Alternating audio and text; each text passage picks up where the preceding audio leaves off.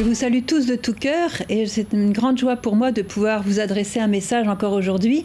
Vous savez que j'habite à Medjugorje, donc je suis un petit peu aux premières loges pour transmettre ces belles paroles que la Mère de Dieu nous donne régulièrement par ses messages. Il y a un message aujourd'hui que je voudrais souligner et qui concerne tout le monde, que nous soyons religieux, laïcs ou enfants ou vieillards. C'est le message sur le rosaire. La Sainte Vierge nous invite à prier le rosaire chaque jour. C'est une très belle prière et elle nous a encouragés en quelque sorte en nous donnant un témoignage sur sa propre vie, une confidence sur sa propre vie, en nous disant, moi, lorsque j'étais sur la terre, donc c'est la Mère de Dieu qui parle, je priais constamment le rosaire. J'étais un peu étonnée parce qu'à l'époque, il n'y avait pas de rosaire. Le rosaire est venu beaucoup plus tard avec Saint Dominique. Alors, heureusement, elle a expliqué ce qu'elle voulait dire. Elle a dit, lorsque j'étais sur la terre, j'avais constamment les yeux de mon cœur fixés sur la vie de Jésus, mon fils. Elle dit, c'est ça le rosaire. C'est ça le rosaire, la contemplation de Jésus, son fils. Et c'est pour ça que l'Église nous donne 20 mystères, on peut même en créer d'autres. Ce sont 20 moments clés de la vie de Jésus pendant lesquels on peut vraiment, je dirais, entrer dans ce moment, dans cette situation qu'a vécu Jésus au cours de sa vie, faire partie de cette situation, être partie prenante et vivre cette situation avec Jésus. Et pourquoi c'est une contemplation? C'est très beau de voir que la contemplation est une chose que nous avons tous vécue un jour quand nous étions petits. Regardez les enfants, quand ils nous regardent, les petits de 6 mois, 1 an, comme ça, ils contemplent, ils absorbent tout ce qu'ils regardent et cette contemplation leur permet donc non seulement d'absorber tout ce qu'ils regardent, mais d'imprimer dans leur cœur tout ce qu'ils captent par leur regard.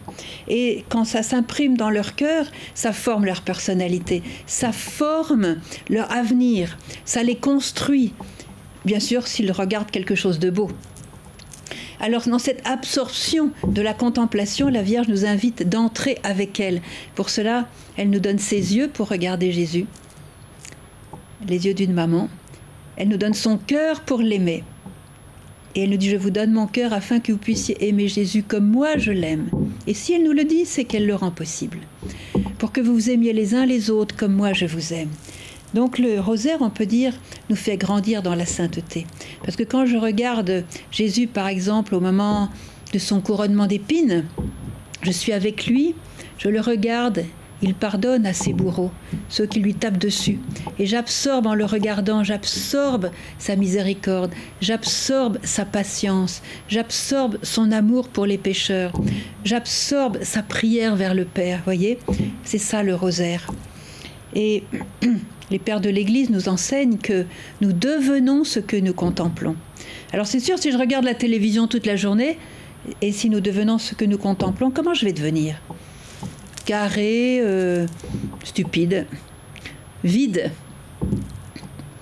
Mais si je contemple dans la prière la beauté de Jésus, la lumière de Jésus, la miséricorde, le cœur de Jésus, cette miséricorde va venir en moi, cette beauté va venir en moi, cette lumière va venir en moi, elle va m'habiter, elle va m'enrichir, elle va me transformer, elle va me faire grandir. Et je vais changer. Et je vais ressembler à Jésus. Alors, vous voyez que par le rosaire, nous allons grandir dans la sainteté. Le rosaire fait croître dans la sainteté. Et en même temps, elle nous aide, cette prière, à vaincre Satan. Je voudrais poser une question à chacun de vous. Qui d'entre vous veut aller au ciel? Bon, je ne vois pas vos réponses, mais je vois que tout le monde lève la main. Tout le monde, nous voulons aller au ciel. Alors prenez le rosaire va vous faire grandir dans la sainteté, parce que cette sainteté qui sera votre passeport pour entrer au ciel. Le péché n'entrera pas, la sainteté rentrera, l'amour rentrera. Et puis, si par le rosaire je ressemble chaque jour davantage à Jésus, en absorbant justement sa lumière, sa beauté, sa vie, eh bien, je vais vaincre Satan, parce que Satan, lui, il est terrorisé par Jésus. Satan a très peur de voir quelqu'un qui est habité par Jésus, qui absorbe la lumière de Jésus. Alors, Jésus en moi va faire que Satan va être désarmé. Il va diminuer. Je me souviens d'un prêtre italien, l'autre jour, il me dit quelque chose qui m'a fait rire. Il me dit, Sœur Emmanuelle, quand vous tirez de votre poche le rosaire, dites-vous que déjà Satan se prend une migraine.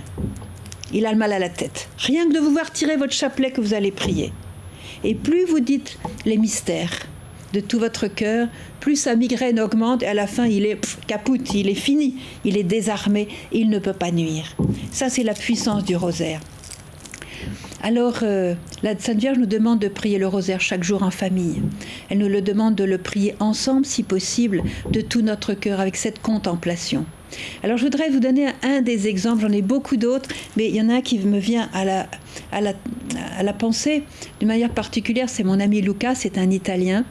Lui, il n'avait pas de père et quand il était petit, son père était un homme de passage pour sa mère, disons, voilà. Et donc, quand il était petit, il a beaucoup souffert, mais il aimait beaucoup sa grand-mère. Sa mère qui travaillait le confiait souvent à la grand-mère. Et la grand-mère était une très bonne catholique. Elle priait son rosaire chaque jour. Et quand le petit lui était confié, le petit disait le rosaire avec la grand-mère, tout simplement. Et puis plus tard, donc, quand il a été plus grand, vers 8, 9, 10 ans, il s'est débrouillé tout seul à la maison, il n'était plus avec la grand-mère. Et puis petit à petit, il a perdu la foi. Et puis un jour, il a rencontré un homme qui lui a proposé des choses pas très claires. Bref, pour faire une longue histoire courte, il est devenu homosexuel.